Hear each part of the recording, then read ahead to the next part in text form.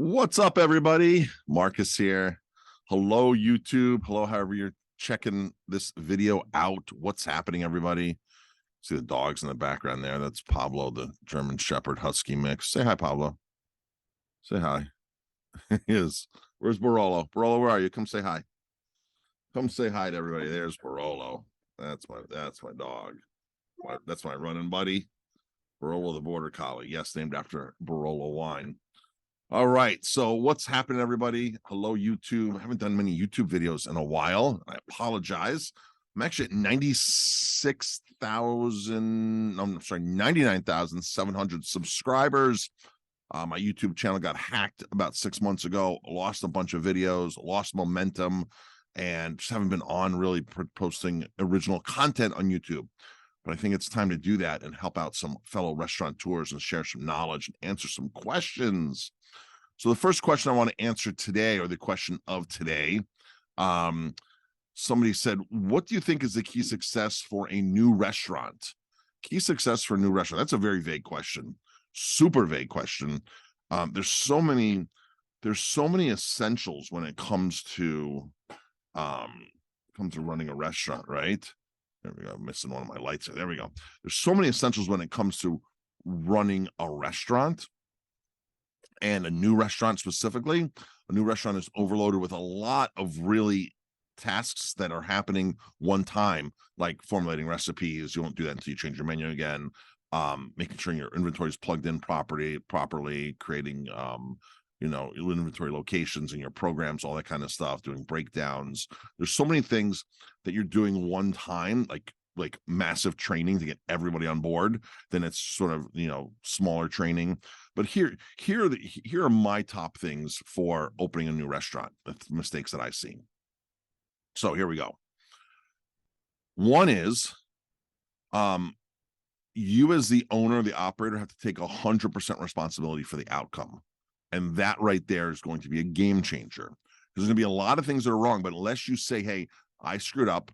I admit I don't know enough about that. I need to hire somebody who does. I need to get an expert. I need to hire somebody for Facebook ads. I need to hire somebody to sign a lease." Yes, I would recommend hiring somebody to sign a lease. There are a lot of lease consultants out there that will save you a lot of money in the long run. Like, for example, one tip here and only on leases that I'm going to give in this video is when you sign a lease, like a lot of people want 5-year leases, 10-year leases, and you typically sign a lease in the slow part of the year because you're like, I'm going to sign the lease now in January and I'll be ready by June, and we'll be there when it's opening. We'll be ready for the busy season. When you get a 5-year lease, well, why not get a 5-year 9-month lease so you can take 6 months to open up, right?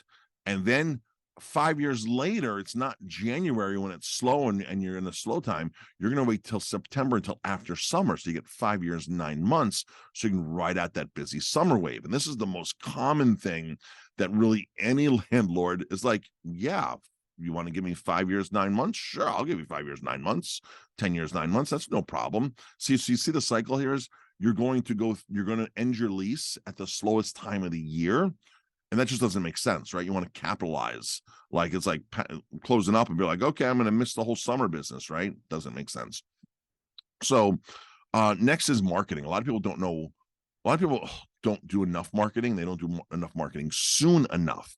So really, you as a chef, if you're going to open a restaurant, you start marketing and building your brand way before you open a restaurant, right? It's through your social media. I remember there was no social media when I was doing this. I'd have a press package that when I worked at other places, I had a press package and I would send that out to media and things like that because I was building my portfolio.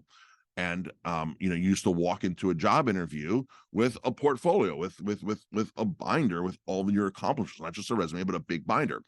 That big binder is now on your social media. That's online now. People can start seeing that. So you want to hype people up about your food and about your existence in general before you even get to open a restaurant, right? You want to create a following. So it's going to be easier once you open. And once you sign the lease, then you can start marketing right then and there. That's when you put the sign out front that says opening soon, QR code, get free food, something to draw them and scan that code so you can start getting people into your database. If you opened your restaurant with a couple thousand people in your database, you'd be really busy and you'd be able to have a couple grand openings. I've done this before for clients, and it's been amazing to get these people in far before you go to fairs, food fairs, stuff like that. You start putting food up 6 months ahead of time, 3 months at a time. You give away gift cards, you give away prizes, and you just keep getting people's information. And these are the people that you're going to keep marketing to. So, of course, when you open a restaurant, a brand new restaurant, everybody wants to try you out, right? People who never even go out to eat are like, hey, I'm going to go try Al's, cafe. I'm going to go try this. They're going to go out and try everything. And then those people just fall off because they've tried it once and they've typically gotten in the habit of doing it. And they go back to their other places or their other habits. So you need to grab their information when they come in, because when they come in, like there was one restaurant that we opened, did $1 million. Did 110,000 its first month. And this is before I knew these techniques, long before I knew these techniques. 110,000 the first month, which is $1 million restaurant right out of the gate, right? The restaurant only did 700,000 that first year, and this is back in the 90s, because we didn't grab their information. We just let them come in, let them slip through. This is in 97, 98, 99, yeah. So 99. Well, there was the ability to do emails back then. There was the ability to do things, especially postcards and things like that. But we just let people walk in. And then we went from 110,000 to 55,000 to 65. It took a while to build back up. So your first month typically can be your busiest month. That's when you capture everyone's walking in the door, right? You grab their information, you grab their birthdays, you grab all that. And that's when you market to these people. It's so much easier to market to people that have been into your restaurant prior.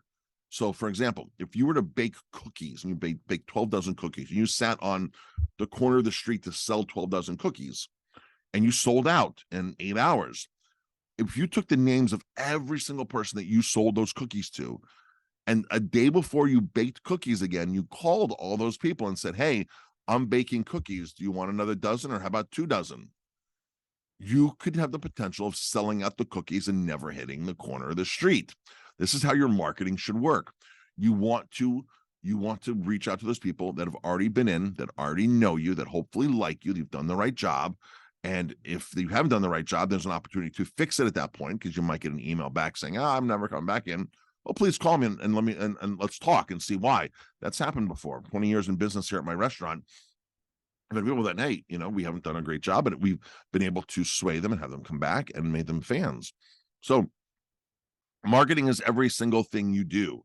Marketing is everything you do, from social media to the cleanliness of your place, to your trained staff, to your paid ads, to your non-paid ads, to your organic searches, to a YouTube channel, I consider marketing when my wife and I go sit in another restaurant and bar, and we sit there because we see people that we know that come to our restaurant, and we're in front of them. It's a reminder, right? So then that brings business in all the time. Every time we go out to another bar, we sit down and we just see people we know, and we say hello and this and that. You can buy them a drink. You don't have to buy them a drink, whatever. But we see people we say hello to. And from that's marketing, right? So everything you do is marketing. The way you word your menu, it's all marketing. Your website, it's all marketing. All right. So marketing is really the number one aspect of any business, especially restaurants. There's a lot, and like I said, there's so many things that need to go in progression here, especially when you open a new restaurant. But never stop marketing. Doesn't mean you have to, like, just because you're collecting emails doesn't mean you have to email everybody. You might want to wait a year to start sending emails. Maybe you're busy enough. Maybe you can't handle it. Maybe you don't know enough about sending out emails. So, but as long as you're getting all the information, as long as you're getting their birthdays, as long as you're doing that, direct mail, emails, all that stuff is gold. It's a list.